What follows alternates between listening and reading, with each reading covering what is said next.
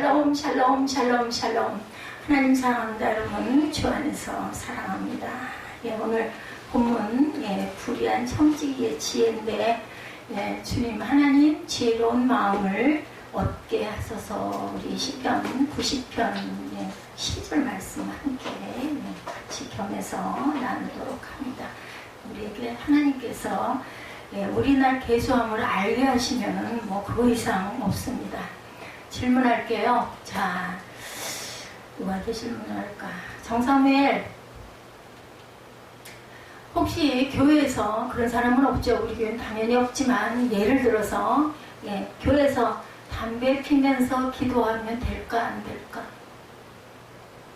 안 되나요? 자, 예지야, 그러할지라도 기도하는 사람이 담배를 피워. 그러면 그래도 담배 피워도 기도하는 게 맞을까 안 맞을까? 맞죠. 그죠? 말하는 순서, 방향에 따라서 이렇게 달라요. 당연히 교회에서 술 먹고 교회 오면 안 돼요. 그런데 목사님들 뭐라고 말씀하시냐면 술 먹었어도 교회 와라 이야기합니다. 말씀 속에서 은혜로 그 술을 끊을 수도 있고 담배를 끊을 수도 있기 때문입니다. 아멘. 우리는 다 부족한 사람들이기 때문에 제가 아까 일부 예배 때 그런 얘기를 했어요. 땅의 것을 죽이라 얘기했는데 설교하고 있는 이 목사님 나도 땅의 것을 자꾸 생각을 한다라는 이야기를 오늘 하다가 조금 예배가 늦었어요. 사실 한 10분, 15분 일찍 끝내야 되는데 영상을 안 찍다 보면 옆으로 가기도 하더라고요. 시간도 여유도 있었고 하다 보니까 그래서 늦었습니다. 밤에 술집 나가는 여자가 낮에 대학에 다니면 어머 뭐라 그래요? 뭐라 그래요? 대견해라 그래요. 그죠? 근데 낮에 대학 다니는 여자가 밤에 술집 나가면 너 왜 그렇게 사니? 아까 그 얘기하고 똑같은 얘기입니다. 이런 얘기를 하죠. 생각하는 관점에 따라서 이렇게 달라요. 술집 나가는 사람이 낮에 학교를 나가 아우 대단해. 그런데 낮에 학교 잘 다니는 여자가 밤에 술집에 나가면 너 도대체 왜 그렇게 살아? 이렇게 얘기한다라는 거죠.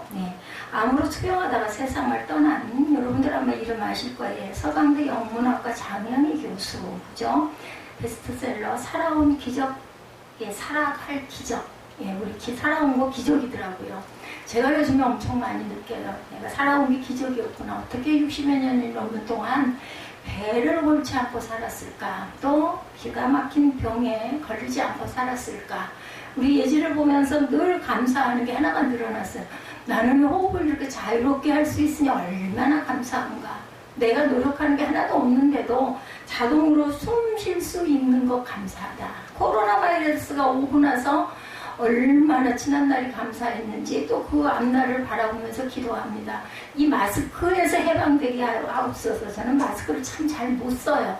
마스크만 쓰면 그냥 앞에 김이 서리고 아주 그냥 안경이 하나도 안 보이게 이렇게 돼가지고 코를 이렇게 내려서 숨을 좀 쉬어야 그나마 그 김 서리면서 방지가 되는데 직장인들 보면 병원을 가도 그렇고 어디를 가도 다 마스크를 쓰고 얘기들을 하고 전화를 하고 상담을 하고 하는 걸 보면서 정말 힘들겠다. 학생들 수업하면서 특히 체육 시간에도 우리 정사무엘 얘기 들어보니까 마스크를 쓰고 세상에 배드민턴을 친대요. 이리 뛰고 저리 뛰고 하면서 그걸 쓰고서 그걸 하니 얼마나 그게 힘이 들겠어요. 덥기는 이루 말할 수가 없겠죠. 그래서 정말 마스크 없던 시대가 좋았다. 제가 장릉마을 우리 아파트 앞에를 딱 들어가면은 그전에는 그렇게까지는 생각을 못했어요. 공기가 달라요. 공기가 이렇게 좋은 곳을 하나님이 주시고 또 그곳에서 은혜 받게 하시고 그곳에서 교회가 쓰게 하시고 초대교회는 다 교회가 집에서 탄생을 하죠. 하나님의 귀한 섭리를 깨닫고 은혜가 얼마나 감사한지 모릅니다. 진작 좀 알았으면 얼마나 좋았을까요? 그죠? 그랬으면 지금보다 좀 나은 모습이었을 건데 그래도 지금이라도 이렇게 깨달아 알고 가기 전에 깨달아 알고 일상의 순간순간을 감사할 수 있게 해주신 하나님 은혜가 감사합니다. 여러분들 찬양하실 때 우리 기도를 솔직히 고백해서 그렇게 오래 못하잖아요. 그러면 주일날 주중에 아니면 또 국동방송에서 찬양이 나올 때든지 이럴 때 찬양의 가사를 이렇게 귀 기울여 들어보세요. 다 성경 말씀에 입각한 찬양들입니다. 거의 다가. 그렇기 때문에 얼마나 감사한지 모릅니다. 그럴 때, 내 마음에 문제가 있을 때, 질병이 있을 때, 내 마음에 갈등이 있을 때, 그 찬양의 가사 속에서 답을 얻으시고, 저는 참 그런 경우가 많거든요. 같이 마음으로라도 따라 부르고, 입으로 따라 부르면 얼마나 좋습니까? 요즘에는 뭐 인터넷 누르기만 하면 뭐 찬양도 얼마든지 들을 수 있죠. 내가 막 찬양을 좀 고백해 보면서 내 마음에 힘든 거, 무거운 거, 눌린 거, 그것들을 내려놓으시기 바랍니다.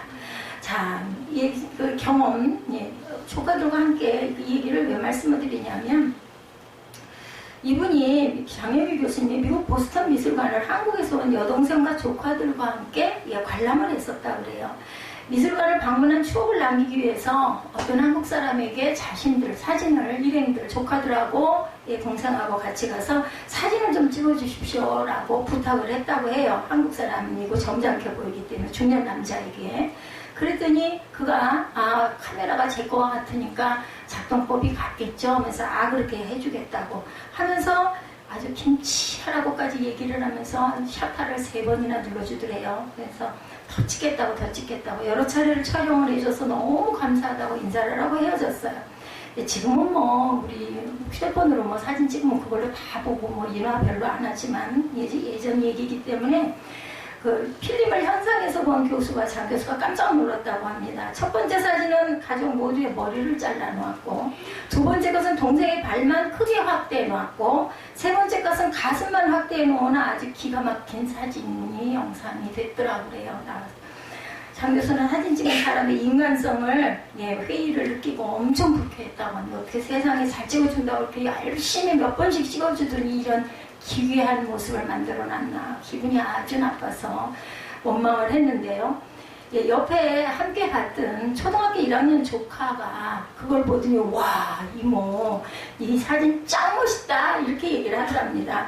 미술관에서 본 추상화 같아 이렇게 말을 하더라는 거죠. 우리가 미술관 앞에서 찍으니까 우리를 모델로 해서 이분이 이런 작품성을 생각하고 완전 예술 걸작품을 찍었네. 이 꼬마가 1학년짜리 꼬마가 이렇게 얘기하더라는 거예요. 예술품이라는 얘기를 듣고는 다시 그거 그림을 봤대요. 그랬더니 그게 정말 샤갈의 미술품과 같이 보이더랍니다. 관점에 따라서 아까 말씀드렸죠. 대학에 다니는 여자가 밤에 술집에 나가면 너 왜 이렇게 살아. 술집에 나가면서도 불구하고 대학에 등록금 때문에 나가도 대학에서 공부하는 사람 보면 진짜 대단하다 이렇게 생각을 한다는 거죠. 담배 피우는 자가 교회 나가면 안 돼. 담배 피우면서 기도하면 미쳤어 라고 얘기하지만 담배 피움에도 불구하고 기도할 줄 아는 그런 마음. 술을 마셨어도 자더라도 어디 와서 교회 와서 자. 목사님들이 그렇게 얘기한다고 그러죠. 이한나 목사가 좀 그렇게 좀 인내스럽지가 못해가지고 예배 태도가 나쁘거나 예배 시간에 교회 들어와가지고 막 좀 소리를 좀 시끄럽게 내거나 하면 막 엄청 그런 소리에 민감해요. 제가 그래놓고 또 후회를 합니다.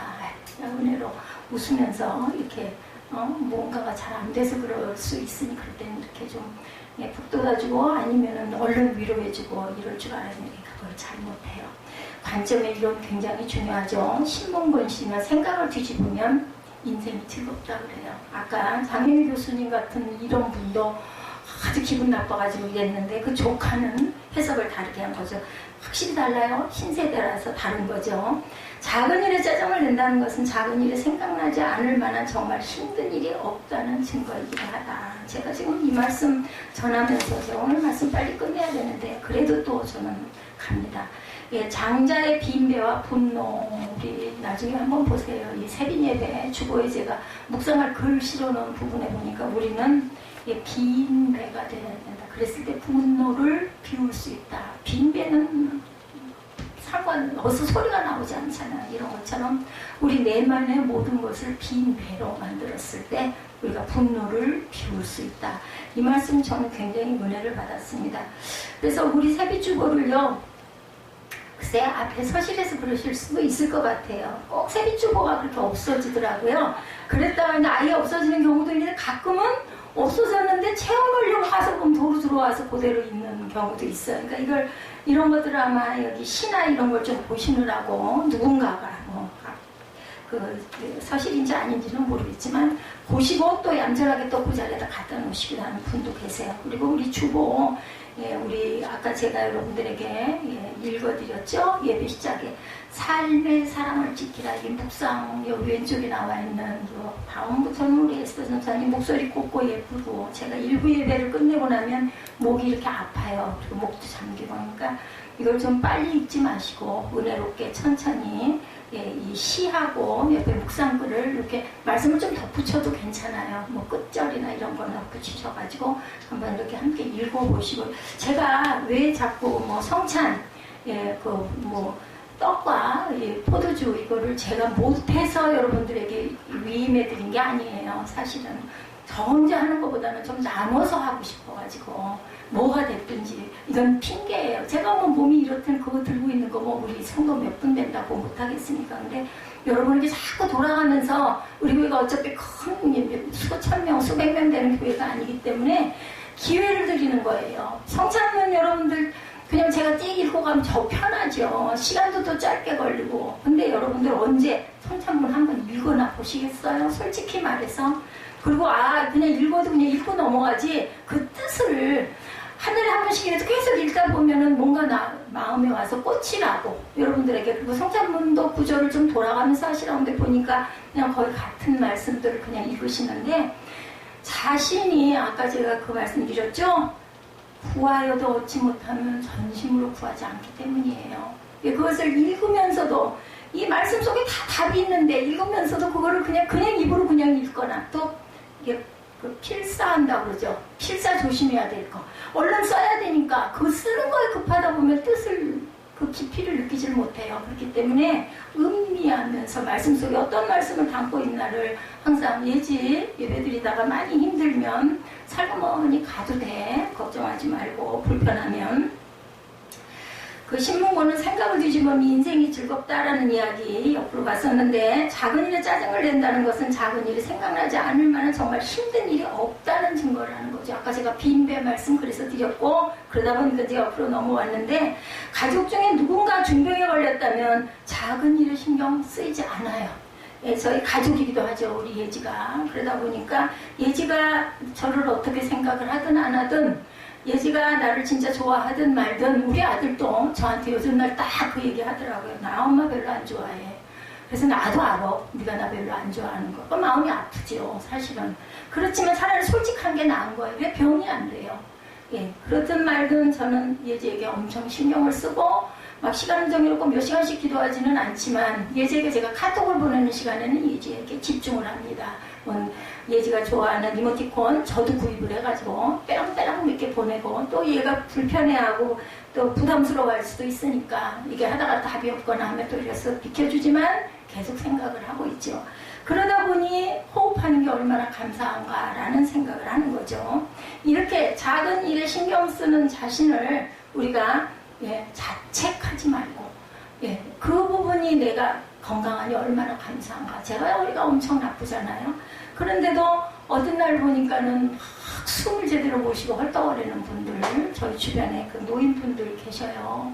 그리고 무슨 말을 계속 반복해가지고 막 그 창고에서 요즘에 뭐 질문이 많잖아요. 그런 분들을 기다리고 있다 보면 막 답답해요. 그런 걸 보면서 하나님께 얼마나 감사한지 몰라요. 그분들이 저보다 나이가 특별히 더 많지 않으신 분도 많이 계세요. 많으신 분도 계시지만, 근데 저는 그렇지 못해 않아서 얼마나 감사한가. 허리는 비록 이렇지만 걸을 때는 뭐 반듯하게 서서는 못 걸어가지만 걸음걸이는 저는 엄청 빠르거든요. 그런 것처럼 그분들은 막 숨을 헐떡거리면서 계단 하나씩을, 요즘에는 뭐 엘리베이터가 없으니까 걸어 올라가시는 모습 보면서 나는 건강하구나. 6개월을 운동을 안 했어도 체중이 변함없이 그 자리에 저울이 있는 거 감사하구나. 재본 적도 없는데도 하나님이 나를 이렇게 붙드시고 계신 것은 어떤 목적이 계시겠구나. 그것을 끝까지 내가 완주하고 가야지. 시간이 별로 없는데 저는 요즘에 이런 기도를 합니다. 똑같은 상황도 관점에 따라서 마음이 달라지고, 모든 일을 어떤 관점으로 보느냐가 중요합니다. 어떤 조카애가 와 완전히 예술품이야 라고 얘기해서 보니까 그렇게 보이기도 하더라는 것처럼, 이제 벌써 8월이에요. 8월을 넘어섰어. 2020년 된 게 엊그제 같은데, 그죠? 오늘 말씀을 통해서 우리 지난 날들 한번 돌아보시기 바랍니다. 오늘 말씀이 조금 어려울 수도 있어요. 저도 예전에요. 이 말씀 이게 도대체 무슨 소리야? 이렇게 생각을 했었거든요. 그래서 제가 이 16장에서 이 부분을 제가 발췌를 했어요. 너무 잘하는 말씀들보다는 여기가 낫지 않을까 싶어서. 초점에 풀고 나면 그 비유의 내용이 쉽게 해석이 된다는 거 먼저 말씀드리고 갑니다. 오늘 시간이 오버될 것 같아서 부지런히 가도록 하겠습니다. 비유의 주제가 지혜 있는 자가 되라는 거죠. 그래서 제가 시편 90편 10절에서 12절을 함께 접목해서 읽었습니다. 제자들에게 악한 세상에 나가면서 예수님은 지혜로운 사람이 되라. 지혜로워야 합니다. 이를 위해서 주님은 선한 것만 예를 들지 않고 어때 악한 사람에게까지 드신 거예요.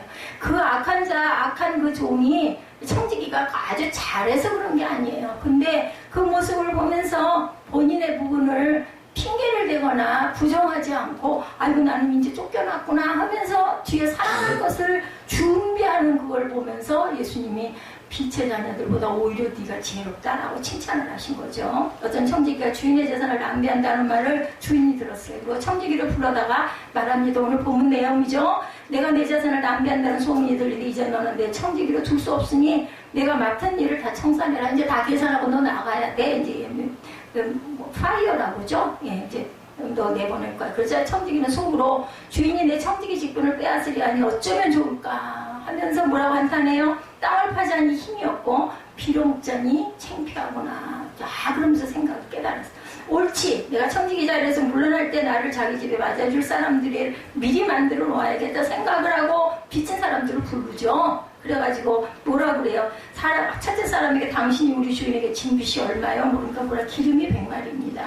청지기가 문서에다 50마리예요. 사실은 이게 어떻게 보면은 그 주인의 권리를 남용하는 거죠. 반으로 깎아줍니다. 또 다른 사람에게 당신의 빚은 얼마요? 물으니 밀 100섬이라고 하자 여기다 80섬이라고 또 깎아주는 거죠. 그러면 깎음을 받은 사람들, 채부자들은 어떻겠어요? 고맙죠.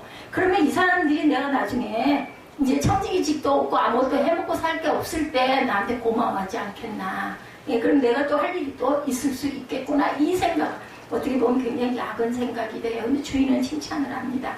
주인이 알고 오히려 이 불의한 청지기를 칭찬한 거죠. 이에 대해서 예수님의 결론은 세속의 자녀들이 자기들끼리 거래하는 데는 빛의 자녀들보다 지혜롭다라고 이야기를 칭찬하십니다. 오늘 말씀에 나오는 청지기를 헬라어로 오이코네모라고 합니다. 예제기 하나 부탁할게요.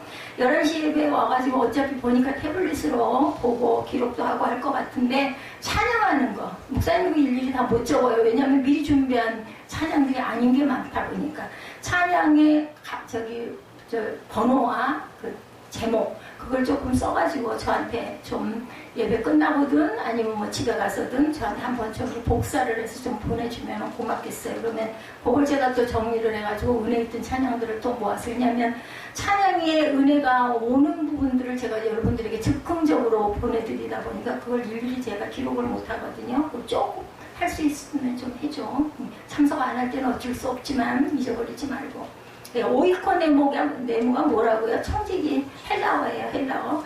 오이코는 집이라는 말이고 네모는 분배, 관리한다, 담당한다는 뜻입니다. 청지기를 우리말로는 집사라고 부르죠. 영어로는 스튜어디스. 그래서 우리 그 비행기 스튜디오스가 나온 거죠. 이 청지기는 주인의 재산이나 집안 살림을 맡아 관리하도록 위탁받은 고용인입니다. 대리인이라고 하죠. 청지기는 주인에게는 종이고 종들에게는 주인이에요. 종들 속에서는 주인으로 위임받은 권한을 위임한다. 이 얘기 제가 아까도 그 위임이란 말을 제가 잠깐 썼습니다만은 대신 이렇게 좀 해주십시오. 왜냐하면 제가 있으니까. 그래서 작은 개척교회 전도사님들이 개척을 하는 교회들 제가 처음에 교회를 우리 새생명 세립교회를 세울 때도 제가 전도사 직분이었었어요. 그럴 때도 사실은 성찬을 못해요. 그래서 그때는 어떻게 했냐면은 영상을 받았죠. 여의도 영상을 받아가지고 성찬 부분만 그때 함께 제가 했었습니다. 제가 여러분에게 위임해드린다. 물론 여의도 교회 같은 경우는 장로님이나 안수 집사님들이 성찬이 들고 다니 너무 많으니까 줄줄이 그러면 이제 그 마음으로 기도하면서 함께 받았어들 물과 포도주를 먹는 것처럼 주님의 뜻을 온전히 받들어 시행하는 책임이 있는 것이 충성을 다해야 하는 타율적인 복종이라는 거죠. 주인 노릇하는 청지기들. 그런가 하면 청지기는 주어진 권한 안에서 그 휘하에 있는 종들을 다스리고 주인의 재산을 알아서 관리하는 자율권도 청지기들에게는 있었어요.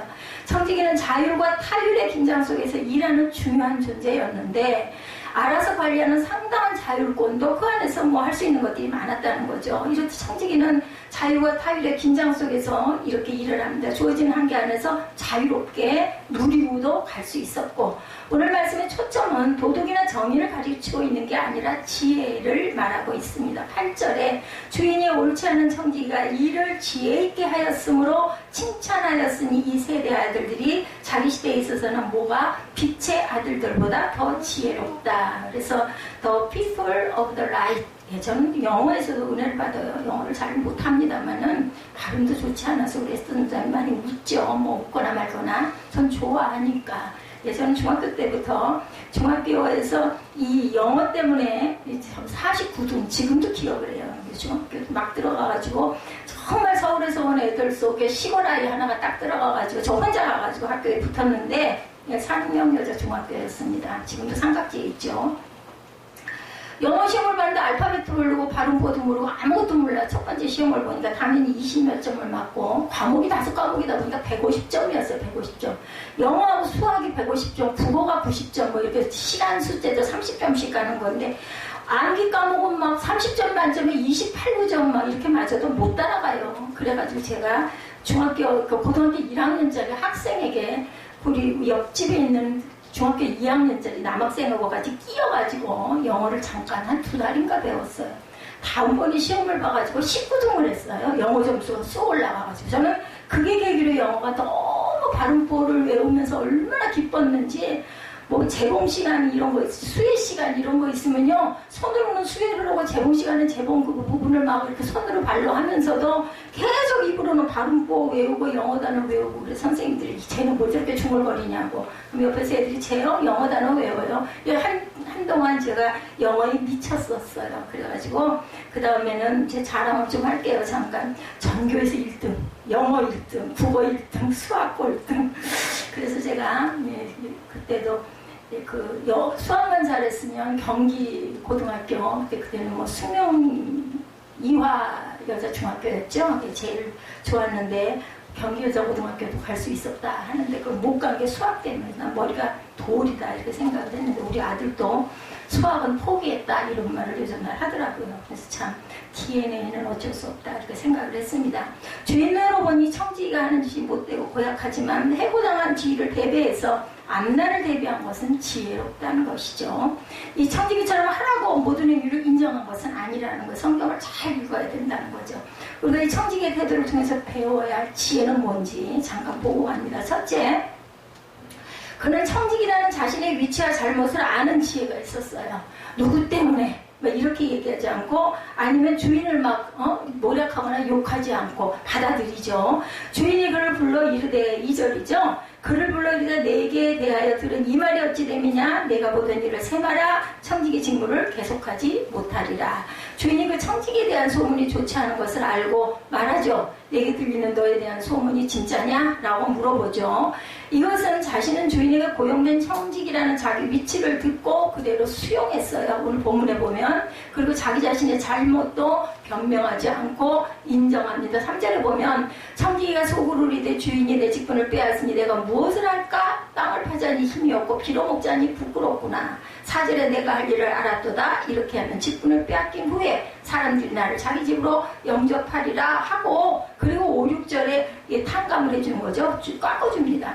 사람은 빌려온 물건도 오래 가지고 있으면 자기 것으로 착각하는 수가 있어요. 잠언에 보면 29장 21절에 보면 종을 어렸을 때부터 곱게 양육하면 그가 나중에는 뭔지 하리라? 자식인 채 하리라. 이게 잠언 말씀이에요. 이렇게 나와 있습니다. 이 청지기도 주인으로부터 자율권을 어느 정도 인계받고 나니까 엄청 이 살림이 다 내 살림 같았다라는 거죠. 자기 집안일처럼 주장하다 보니까 그 집 주인이라 된 것처럼 착각했을 수도 있다는 거죠. 그런데 주인이 그를 불러 내보는 일을 세마라고 말하니까 주인에 대해서 전혀 항의하거나 그리고 이의를 제기하지 않고 그것을 인정하죠. 받아들이죠. 결산하자면 결산해야 하고 책임을 물으면 책임에 대해서 책임을 져야 하고 일체 변명을 하지 않습니다. 이 점이 이 청지기에 가졌던 지혜로운 태도다. 그래서 뭐 얘기했을 때 잘못된 거 지적했을 때 제가 그랬어요 하면 이건 아직 아닌 거라는 거죠.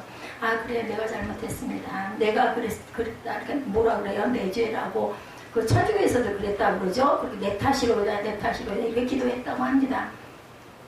누가복음 12장의 어리석은 부자는 농사가 잘 돼서 곡식을 저장할 곳이 부족하자 곡간을 새로 지어 그 곡식을 쌓아놓으리라 생각하죠. 여러분 잘 아시죠? 누가복음 12장 19절에 내가 내 영혼에게 이르되 영혼아 여러 해 쓸 물건을 많이 쌓아두었으니 평안히 쉬고 먹고 마시고 즐거워하자 하리라. 곡간 만들어서 쌓아놨어요. 그랬더니 예수님 하나님이 말씀하시죠. 어리석은 자야 오늘 밤에 내 영혼을 도로 찾으리니 내 준비한 것이 누구 것이 되겠느냐. 우리는 이걸 모르는 거예요. 제가 어젯밤에 우리 에스더 전사님하고 좀 지난 얘기를 잠깐 통화로 얘기를 하면서 그런 얘기를 했더니 아 목사님 이러고 이리 있잖아요. 나는 몰라. 근데 어쨌든 이런 마음이 왔고 답은 뭐 본인이 선택하기가 달린 거죠. 답은 본인이 알아야 되는데 제가 정확하게 알아야 될 거는 내가 돌아가기 전까지는 네 가야 할 길이 정확하게 정해져서 그 길을 가야 되는 게 맞을 것 같기 때문에 나는 전한다 이렇게 얘기합니다. 농부는 농사 잘 짓는 기술이나 보관할 줄 아는 재주나 인생을 지을 지혜도 있었지만 결정적인 문제는 생명이 자기 것이 아님을 몰랐던 거예요. 저도 모릅니다. 누구도 모릅니다. 내가 내일 어떻게 될지 알 수가 없어요. 어젯밤에 새벽 내에 잠을 못 자가지고 뭘 잠깐 봤어요. 그랬더니 거기에 40살이 돼서 결혼한 새색시가 3년 동안 아이를 갖지 않게 되니까 그 시댁도 참 대단한 것 같아. 그 고모의 그 딸이었던 것 같아요. 집안이 망해가지고 아버지는 어디로 행방불명이 되고 어머니는 돌아가시고 완전히 고아가 돼가지고 이 집 고모집을 찾아와가지고 그 얹혀서 있어. 막 얘가 막 주눅이 들고 눈치를 보고 밥 먹는 것도 밥은 제가 담을게요 언니들 그러고는 그래라 그러고 하면 어떡하냐면 자기 밥그릇 먼저 해가지고 밥을 꽉꽉 눌러 담더라고요. 그리고 위에는 슬슬 왜 배가 고프니까 더 먹고 싶은데 밥을 더 먹을 수는 없으니까. 그래서 아주 공고하게 고생을 하다 나중에 도저히 못 견뎌가지고 집을 나갔다가 컬막 찾아가고 왔는데 그냥 듬성듬성 조금 봤어요. 나중에 보니까 그 결혼을 해가지고 40에 결혼을 했는데 몇 살짜리하고 42살에 했는데 30살짜리 남성하고 검사들이에요. 둘 다 여성 부장검사 가정 위에 있는 검사를 밑에 있는 새로운 신임 검사가 들어와가지고 훈련을 받고 교육을 받는 과정에서 이제 일어난 일이었고 사랑을 해가지고 집안에 기가 막힌 반대를 그 옛날에 그걸 무릅쓰고 결혼을 했어요. 근데 아이를 못 낳아. 그리고 그 안에 무슨 혹이 있어가지고 애를 가질 수 없다고 판단이 났던가 봐요. 중간은 제가 안 봐서 끝만 잠깐 봤기 때문에 모르는데 어쨌든 그랬는데 나중에 보니까 제가 안 봐봤더니 그 고모 그 딸 그 꼬마도 아니야 19살 먹은 딸인데 그 딸이 그렇게 눈치를 보고 오갈 것도 없고 공부도 하다가 중단을 하고 이랬는데 그 언니가 자기의 양녀를 삼았더라고요. 그럼 나이가 45쯤 됐죠. 한 3년 됐으니까 21~22살짜리 딸 둘 수 있잖아요. 근데 신랑은 나이가 12살 차이니까 꽤 젊었을 텐데도 양녀가 돼서 그 애가 이름이 아기예요. 아기라는 이름이 아가라는 이름이더라고요. 요즘에 참 또 그런 유행이 있대요. 보니까. 그런데 세상에 45세 아이를 가진 거예요. 이상해가지고 그 시어머니랑 시할머니랑 네 아무래도 이상하다. 애를 못 가진가 마음이 안타까워가지고 한번 검사 좀 해봐라. 그랬는데 진짜 양성 반응이 나오니까 놀래가지고 병원을 가서 진짜 아기를 가졌어. 그러니까 아기를 가져가지고 제일 먼저 찾은 게 그 아가, 그 양녀 삼은 그 딸내미한테 붙들고 얘기를 하더라고요. 나는 이미 나이가 45, 6이야. 이제 아이를 낳으면 너는 22~23살 됐으니 사람 일은 모르는 거야. 혹시 내가 없더라도 네가 네 동생을 잘 챙겨라. 난 그래서 너무너무 힘이 나고 기쁘다라는 얘기를 했는데 정말 그 엄마가 아이를 제대로 못 낳고 뇌혈관이 터져가지고 대수술을 하고 죽는 그런 사태가 일어나더라고요. 지혜로워야 되는 거죠. 보통 사람 같으면 그랬겠어요. 아유 내가 아기 가졌으니까 이제 제가 짐덩어리야. 그럴 수도 있을 텐데 이렇게 착한 마음을 가지니까 이 하나님이 지혜를 주셔가지고 결국은 수술해서 죽을 것 같은 위기에서 물론 드라마니까 그렇겠지만 다시 살려서 아들을 낳아가지고 끝까지 잘 가는 그런 내용이 끝에는 그냥 막 급하게 가더라고. 이렇게 내용을 봤습니다. 우리는 우리의 생명을 누가 찾아갈지 저와 여러분들이 이 자리에 함께 있지만 아주 젊은 20살, 20대 초반부터 시작해서 우리 사무엘 같은 경우는 아직 미성년이죠. 그렇다 할지만 우리는 몰라요. 가는 순서는 알 수가 없는 거죠. 내가 내 영혼에게 이르되 영혼아 여러의 쓸모없는 것을 많이 쌓아두었으니 평안히 먹고 마시고 즐거워하자 하리라. 누가복음 12장 19절에 얘기했을 때 하나님께서 내 영혼을 내가 오늘 찾아가면 그거 누구 줄래? 알 수가 없다라는 거죠. 풍성한 추주를 거두게 하신 하나님께 감사하고 그분의 뜻을 따라 인생을 설계했어야 하는데 계획 속에 하나님을 배제하는 어리석음이 있었다면 우리가 회개하고 가야 되겠죠. 잘못된 것이고 누구 때문입니다라는 변명을 하지 않았던 이 청지기가 가장 지혜로운 예수님이 칭찬하신 부분이었다는 겁니다. 파스칼이 말합니다. 당신을 섬기라고 제게 건강을 주셨지만 저는 세상을 위해 그것을 다 써버리고 말았습니다. 이러지 말아야 되겠죠? 이제 당신은 제게 일깨워 주시려고 제게 병을 주셨습니다. 이건 제 고백이기도 합니다. 깊이 생각하면서 참회의 기도를 드립니다. 이런 깨달음을 파스칼이 가졌다고 하는데 저도 동감입니다. 영국의 시인 밀턴은 40세에 눈을 잃습니다. 참 그러고 그 시각장애인 그 부분의 것을 제가 또 잠깐 보다 보니까 내가 허리가 아무리 이래도 이렇게 볼 수 있으니 얼마나 감사한가. 저는 요즘에 눈에 신경을 엄청 씁니다. 눈이 금방 뻑뻑해지기 때문에 눈물을 계속 넣으면서 그러면서 눈을 보호합니다. 눈이 제발로 안 있으면 내가 여러분에게 이런 설교나마 할 수가 있겠나? 찬양을 할 수가 있겠나? 길을 갈 수가 있겠나? 여러분들 보호하시고 조심하실 수 있을 때 열심히 보호하시기 바랍니다. 근데 그것에 노예가 되시면 안 되지만 우리가 정말 조심해야 될 건 조심해야 되고 우리가 보호할 건 보호해야 된다. 이런 얘기를 누군가가 나에게 내 젊은 날 옆에서 저처럼 해주는 분이 계셨더라면 나 얼마나 지금보다 훨씬 더 좀 나았을 텐데 건강도 이런 생각이 저는 듭니다. 밀턴이 40세에 실명을 하고 사랑하던 아내도 세상을 떠납니다. 비참한 상황에 처했을 때 그가 고백해요. 주님 이러한 고통을 통해서 제 영혼이 수그러지면 저를 창조하신 하나님을 섬기게 함이니이다. 이제 이 고난이 제게 필요함을 깨달았습니다. 그래서 그 말씀을 하죠. 그냥 12번, 1000번을 해도 부족할 정도로 고난이 내게 유익입니다. 왜냐하면 내가 하나님을 만나는 역사가 있기 때문에. 톰 소여의 모험, 해클베리 핀 등 전 세계 청소년들에게 꿈을 심어주었던 소설가 마크 트웨인은 현실에 대한 날카로운 비판 정신을 가지고 있었어요. 1870년 장편소설 도금시대에서 정부의 부패상과 자본가들의 거대한 영향력을 폭로하자 미국 여론이 주목을 합니다. 어느 날 마크 트웨인은 국회의원의 도덕성을 묻는 질문에 깊은 생각 없이 미국 국회의 어떤 의원은 개자식이다 라고 말했더니 난리가 났겠죠. 신문에서 이름까지 딱 해가지고 개자식이라고 했으니까 그 말을 마크 트웨인이 했다고 보도를 하고 그리고 이거 명예훼손죄로 고발하겠다. 당신 성명서 내 하고 압박이 들어왔겠죠. 모든 수단을 동원해서 내가 너를 가만두지 않을 것이다. 사과해라. 마크 트웨인은 아무런 대응도 하지 않았다가 며칠 후에 뉴욕타임즈에 이런 성명을 발표합니다. 며칠 전 나는 한 모임에서 미국 국회의 어떤 의원은 개자식이라고 말했다. 그 후 어떤 의원들은 내게 잘못을 인정하라고 계속 협박했다. 성명서 낸 거예요. 낸 내용.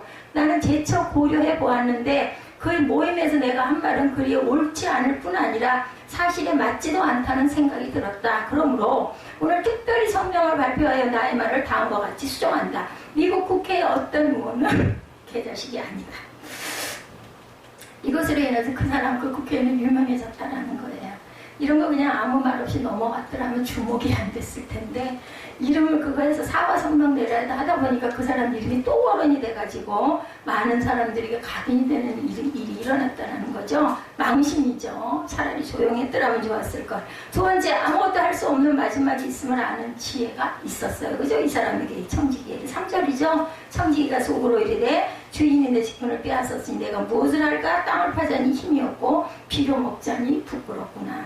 지금까지는 자기가 가지고 있는 권한으로 내 것처럼 행세하면서 으름땅땅 살았는데 주인이 내게 보던 일을 세마라고 하자 내게 아니구나 얼큰나 뜨거워하고 이제 결산해야겠구나 인정하죠. 내 마음대로 살았는데 이걸 행한 후에 이 결산하고는 나는 뭐를 할까? 이걸 알았다는 거죠. 자기 행한 일을 결산해야 할 때 눈앞에 닥친 것을 아는 지혜가 있었습니다. 지금은 총명할지라도 얼마 안 가서 제가 그래요. 기억이 가물가물 금방 한 것도 잊어버리고 뭐를 하려고 나왔다가 또 잊어버리고 여기까지 왔다가 아참 내가 그거 하려고 그러지 또 갑니다. 이렇게 기억력이 희미해집니다.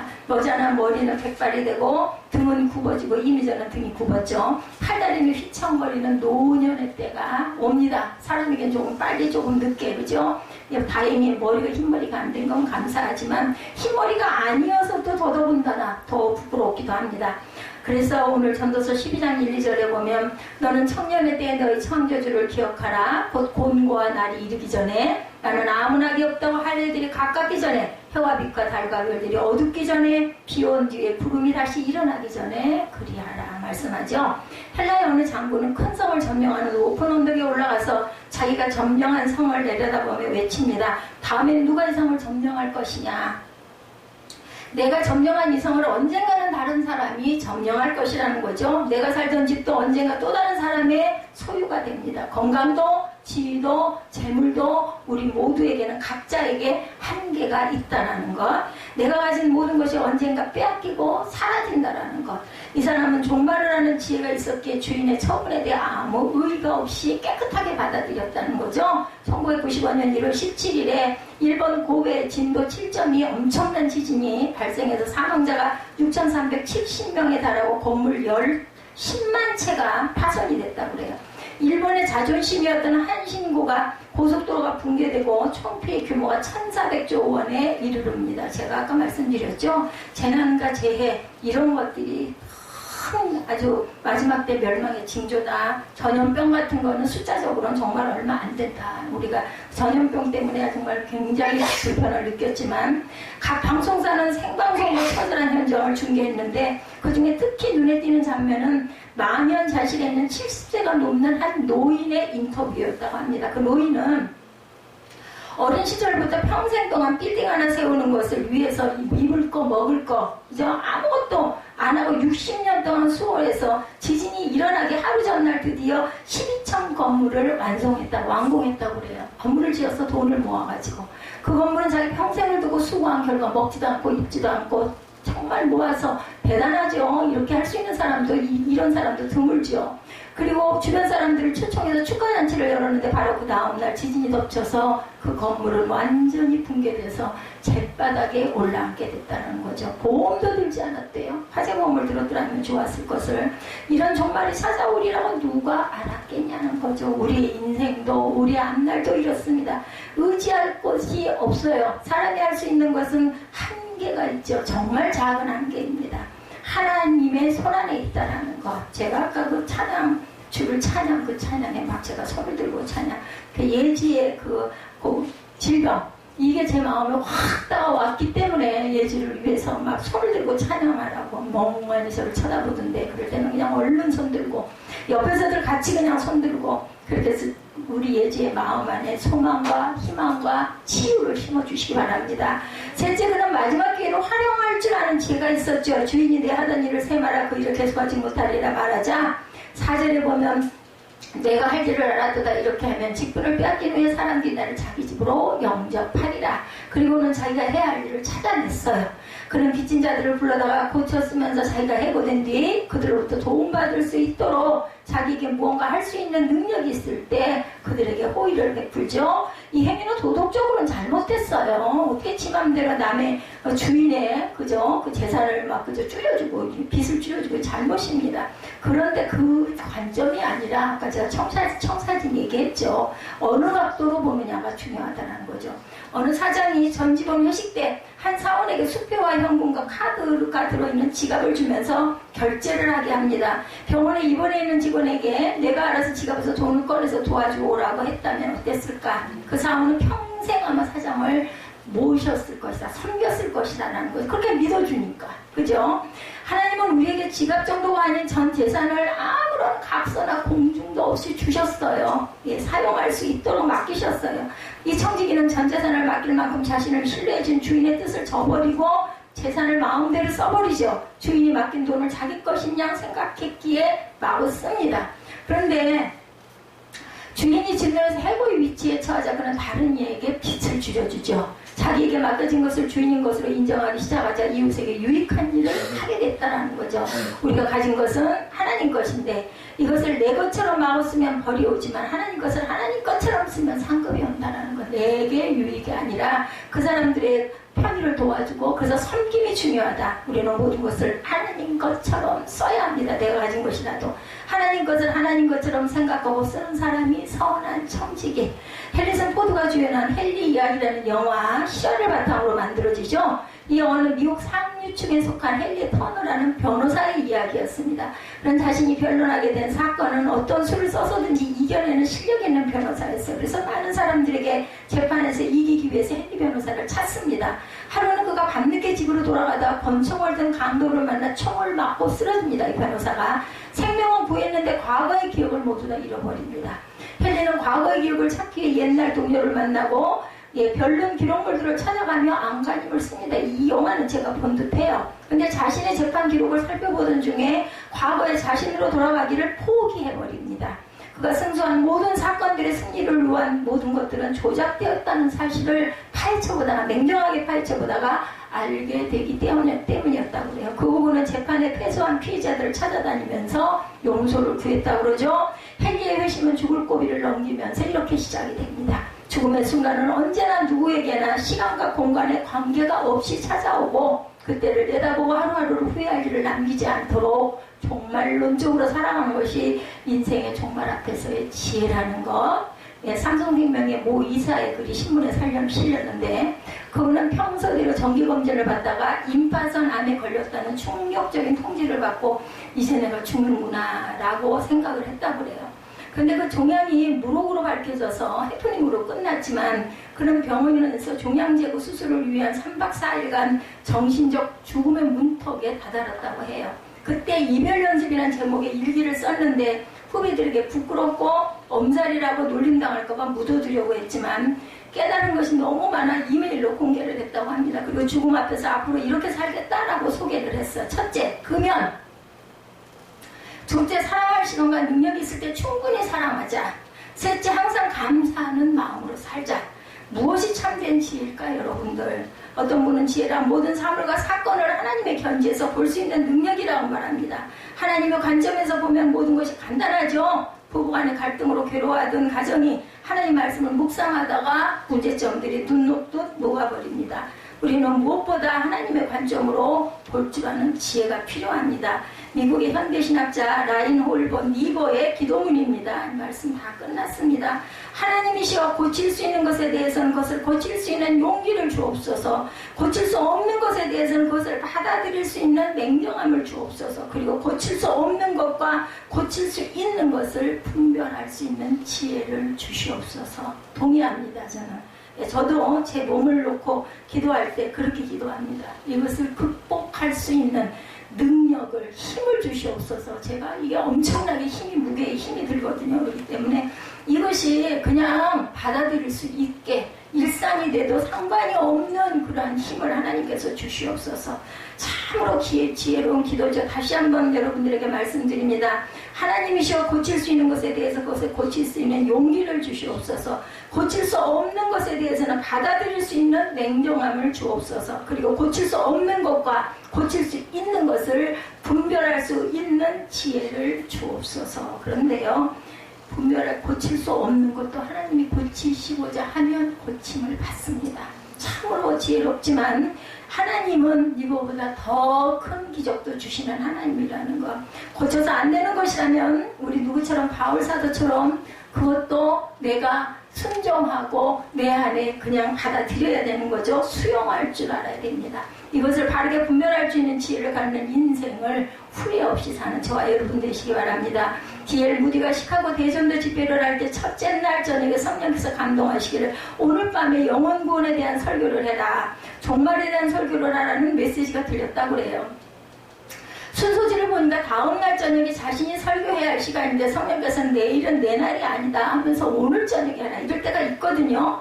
그러나 그것을 누르고 내일 저녁에 하시라고 예정을 했는데 어떻게 했겠어요? 그 밤에 그 유명한 시카고 대화재가 일어나서 기록되어 있는 내용이에요. 역사적으로. 수많은 사람이 타 죽고 전신회가 불탑니다. 무디는 죄인의 심정으로 두고두고 후회했다고 그래요. 내일은 내 날이 아니다. 모든 일에는 시한이 있다. 우리는 몰라요. 내일 일은 내일에게 맡기라는 거죠. 내가 무엇을 할 수 있고 내가 해야 할 일은 무엇인지를 생각할 줄 알아야 됩니다. 지난 일은 후회해도 소용없어요. 이제 남은 인생은 지혜로운 자가 지난 날을 바탕으로 거울로 들여다볼 줄 알고 내가 정말 뭐 할 줄 아는 오늘 본문이기도 하죠. 시편 90편 10절에서 12절입니다. 우리에게 우리 날 계수함을 가르치사 지혜로운 마음을 얻게 하소서. 이렇게 기도하시는 저와 여러분 되시기를 주님의 이름으로 축복합니다.